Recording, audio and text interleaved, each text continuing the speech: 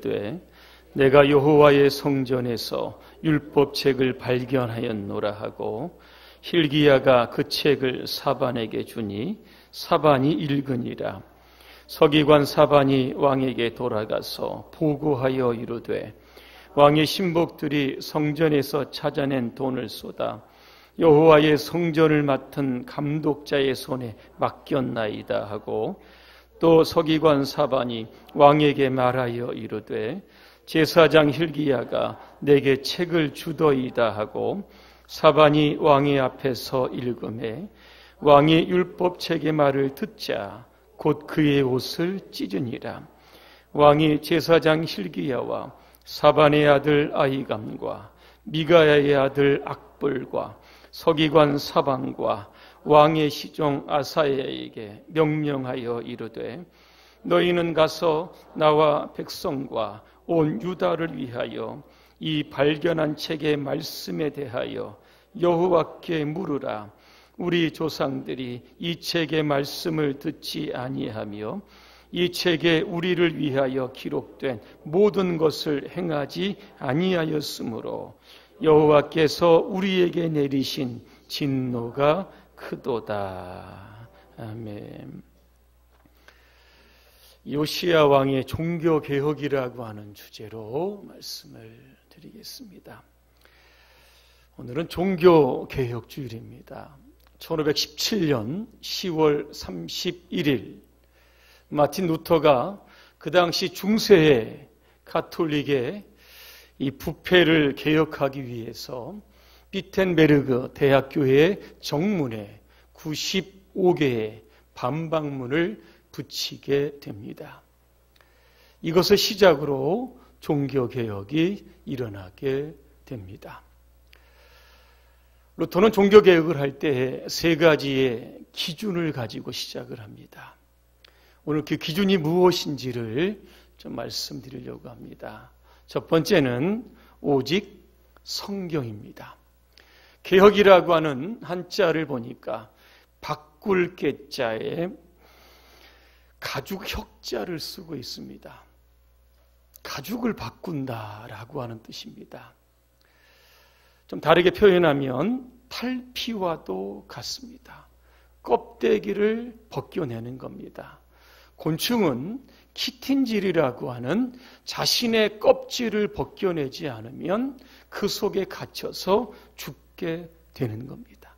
사람이든 제도든 그 어떤 것이든지 개혁하지 않으면 결국 죽게 되는 겁니다. 이 개자를 보니까 자기 기자가 들어가 있습니다. 개혁은 어디서부터 시작이 되어야 하는가를 분명하게 말씀합니다. 개혁은 나로부터 시작이 되어야 합니다. 개혁은 하나님의 말씀을 통하여 우리 안에 부패된 것들, 잘못된 것들을 제거하는 이런 자발적인 변화가 진정한 개혁입니다. 그래서 종교개혁자들은 이런 구호를 주창했다고 합니다. 아드폰테스라고 하는 것은 본질로 돌아가자, 근본으로 돌아가자. 바꾸어 이야기하면 오직 성경, 하나님의 말씀으로 돌아가자고 외쳐댔던 겁니다. 철학에서는 보이는 세계를 현상이라고 합니다. 보이지 않는 세계를 본질이라고 합니다.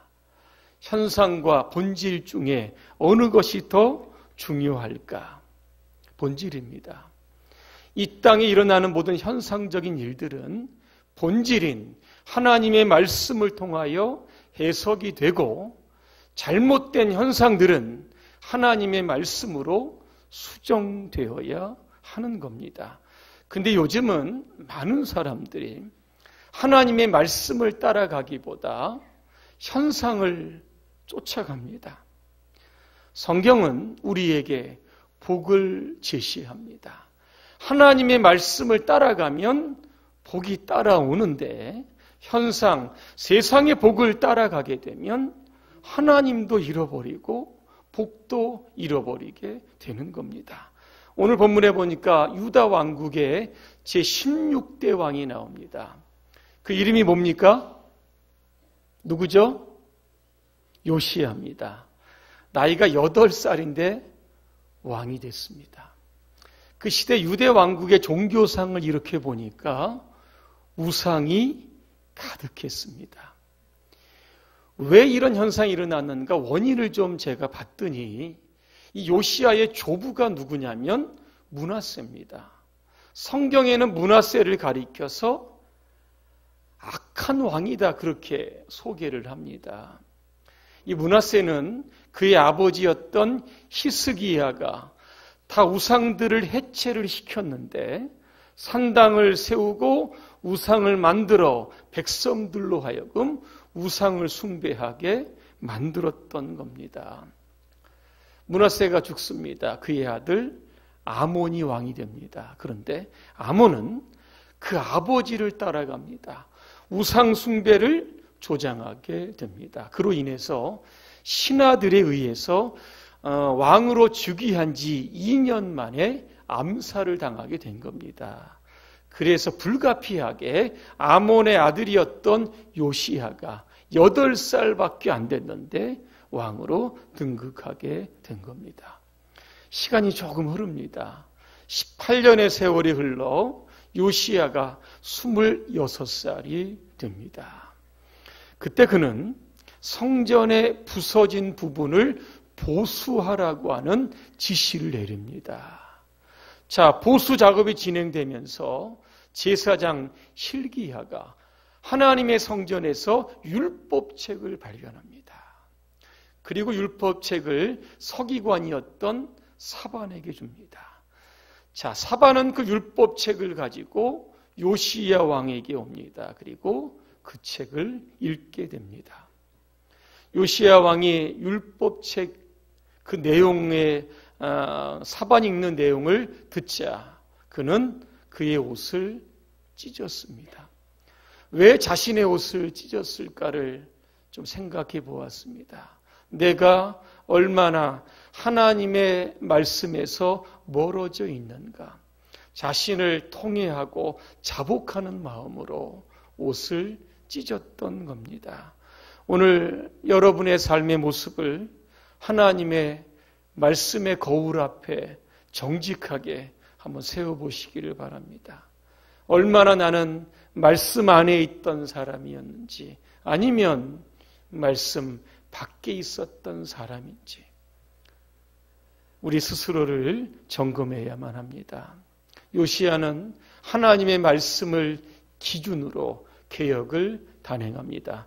열왕기하 23장 24절에 보니까 5가지를 먼저 개혁을 하게 됩니다. 첫 번째는 신접한 자, 두 번째는 점쟁이, 세 번째는 우상, 네 번째는 가증한 것, 다섯 번째는 드라빔. 이 모든 것들을 다 제거했습니다. 여러분, 우상이 뭡니까? 하나님보다 더 사랑하고 하나님보다 먼저 사랑하는 거, 이거 우상입니다. 그러면 여러분에게는 어떤 우상이 있습니까? 자식이 될 수 있고 물질이 될 수 있고 세상의 지위가 될 수도 있고 명예도 될 수 있고 권력도 될 수 있습니다. 하나님보다 먼저 생각나는 것이 여러분에게 있어서는 우상입니다.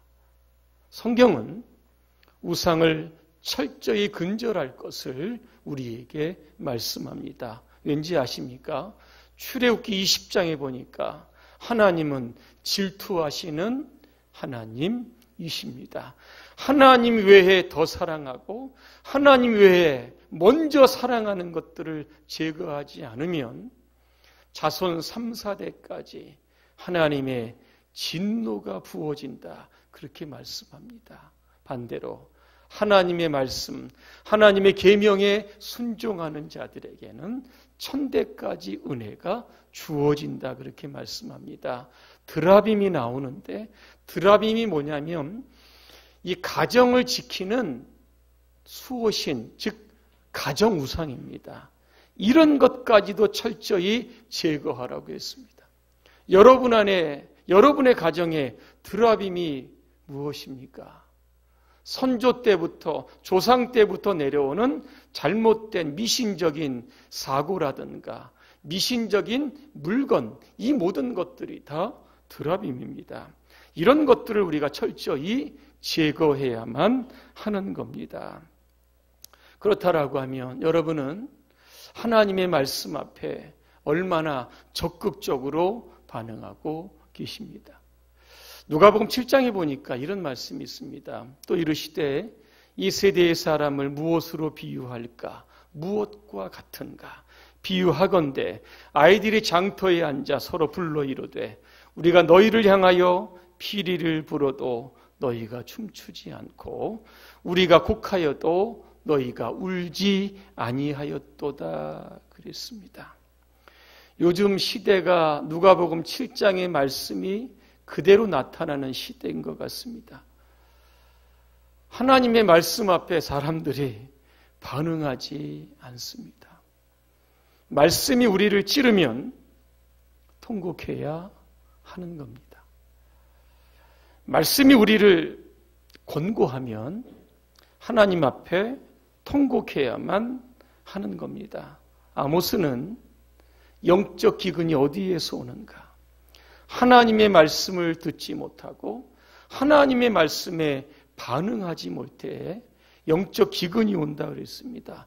영적 기근이라고 하는 것은 영원히 죽는 겁니다. 믿음이 죽는 겁니다.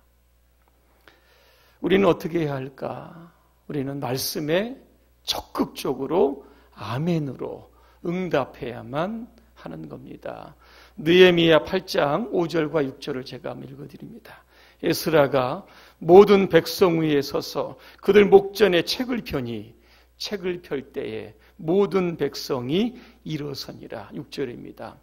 에스라가 위대하신 하나님 여호와를 송축하며 모든 백성이 손을 들고 아멘 아멘 하고 응답하고 몸을 굽혀 얼굴을 땅에 대고 여호와께 경배하니라 그랬습니다. 아멘이 무슨 뜻인지 여러분 아실 겁니다. 히브리어의 아만이라고 하는 데서 왔는데 의지하다, 믿다, 그렇다라고 하는 뜻입니다. 하나님 말씀이 선포될 때에 우리가 아멘으로 화답하는 것은 그 말씀을 내가 믿습니다.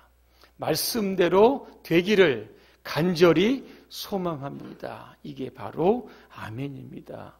왜 말씀이 선포될 때 우리는 아멘으로 반응해야 할까? 이유가 있습니다. 우리가 아멘할 때 하나님께서 영광 받으시기 때문에 그렇습니다. 고린도후서 1장 19절입니다. 하나님의 약속은 얼마든지 그리스도 안에서 이해가 되니 그런즉 그로 말미암아 우리가 아멘하여 하나님께 영광을 돌리게 되느니라 그랬습니다. 아멘 한번 연습 한번 해보겠습니다. 준비되셨나요? 하나님의 말씀이 여러분의 가정의 모든 문제를 해결해 주실 줄로 믿습니다. 하나님의 말씀이 여러분의 자녀의 앞날을 시온의 대로처럼 활짝 열어주실 줄로 믿습니다. 갈수록 커지고 있습니다. 하나님의 말씀이 지금 여러분의 가지고 있는 모든 질병을 깨끗이 고쳐 주실 줄로 믿습니다. 설교할 만 납니다. 히브리서 4장 12절입니다. 왜 우리가 아멘해야 되는가? 말씀에 아멘하면 그 말씀이 우리 안에 어떻게 역사하는지를 제가 읽어드립니다. 하나님의 말씀은 살아있고 힘이 있으며 어떤 쌍날칼보다도 더 날카롭습니다. 그래서 사람의 마음을 꿰뚫어 영혼과 정신을 갈라놓고 관절과 골수를 쪼개어 그 마음속에 품은 생각과 속셈을 드러냅니다. 그랬습니다. 이번 종교개혁주의를 맞이해서 우리 모두가 말씀으로 다 돌아갔으면 좋겠습니다. 내 생각대로, 내 경험대로, 내 지식대로 여러분 다 내려놓고 하나님이 나에게 무엇을 말씀하시는가 그 말씀 안으로 여러분 뛰어드시기를 바랍니다. 날카로운 역동적인 말씀의 검으로 여러분 안에 있는 우상과 부패한 그러한 것들을 다 제거하시기를 바랍니다. 오직 말씀 안에 있는 사람, 그래서 천대까지 하나님께서 여러분의 자손과 가문을 축복해 주시기를 주님의 이름으로 축원합니다. 두 번째는 오직 은혜입니다. 종교 개혁자들이 가졌던 구원관의 전제는 무엇인가 하면 사람은 죄인이다라고 하는 겁니다. 근데 중세 카톨릭을 보니까 성인을 숭배합니다. 좀 특별하게 선하고 착하고 공덕을 가진 사람을 성자라고 이야기합니다. 그러나 하나님 앞에서는 성인도 없고 성자도 없습니다. 왜? 우리 모두는 다 죄인이기 때문에 그런 겁니다.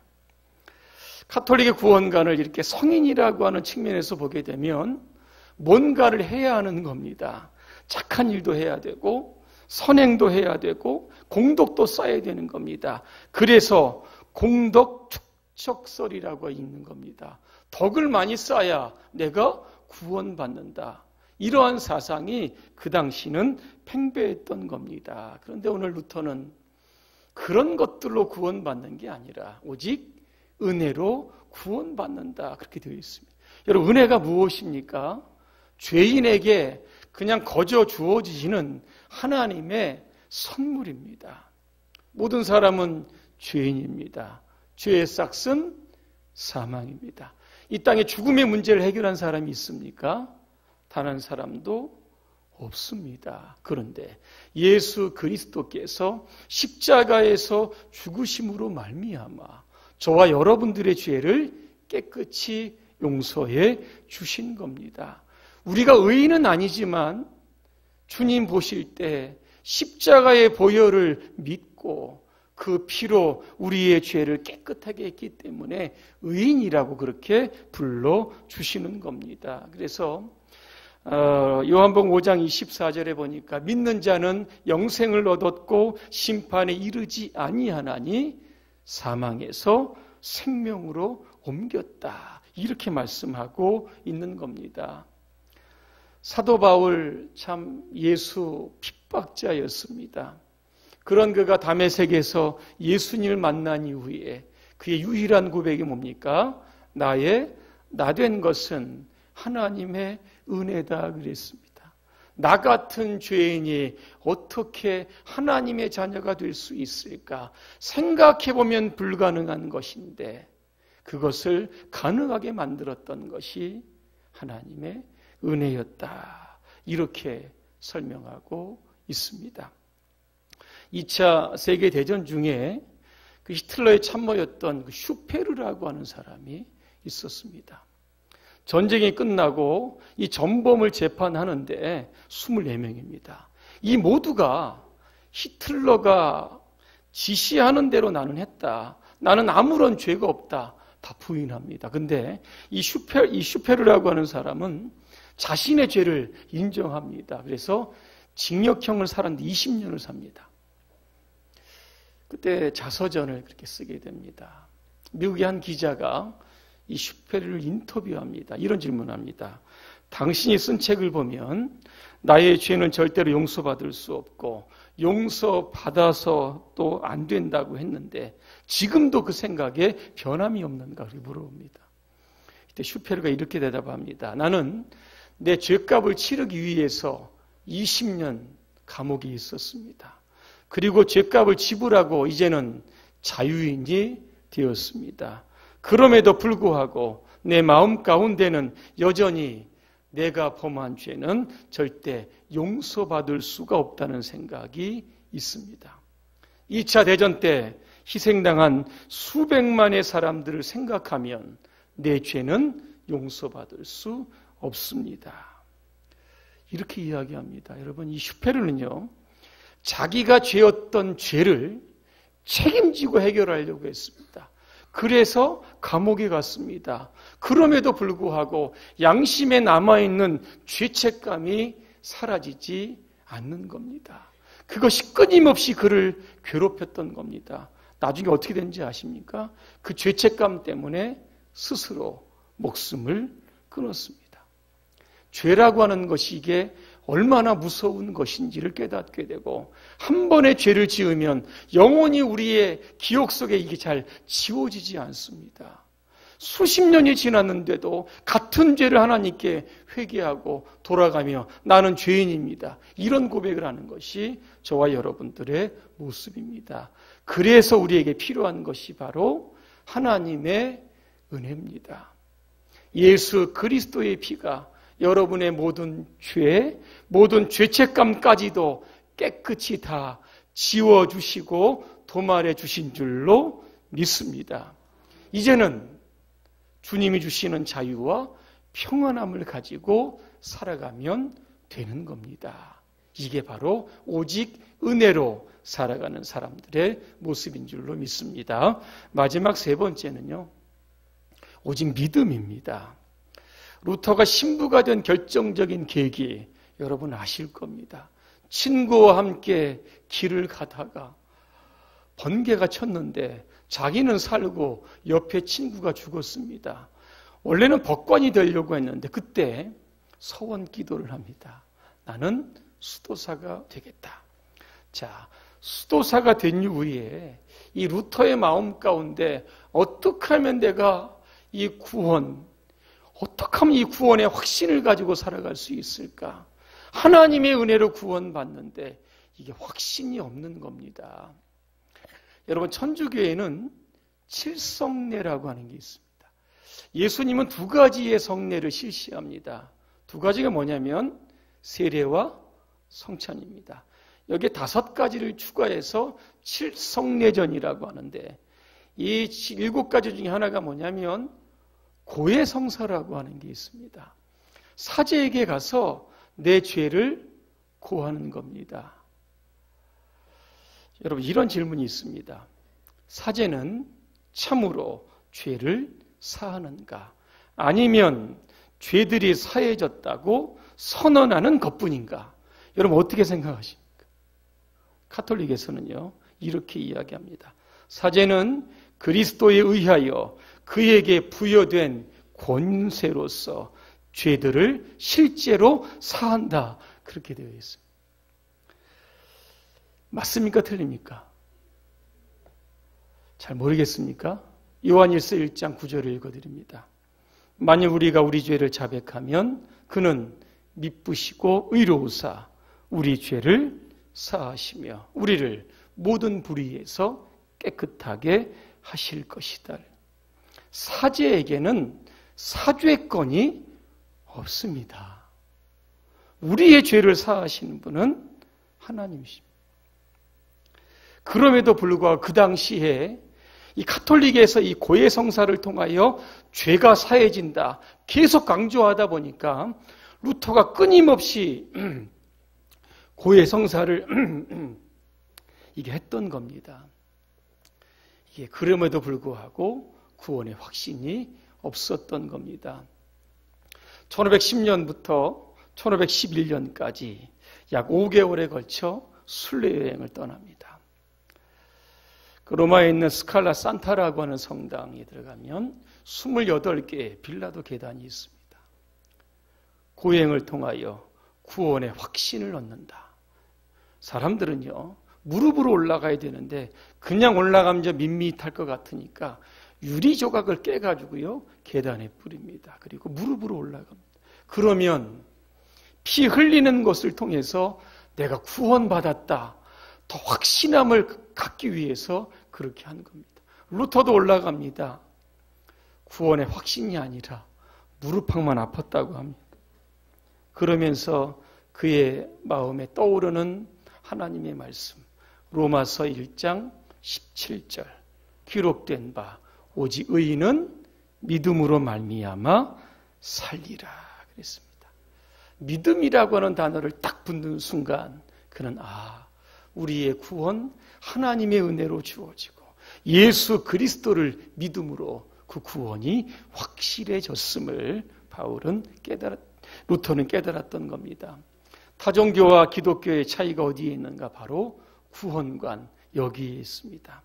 타종교의 구원은 여러 가지 인간의 노력이나 공로가 첨가되어야만 합니다. 그러나 기독교는 예수 그리스도 그 믿음 하나면 되는 겁니다. 결론입니다.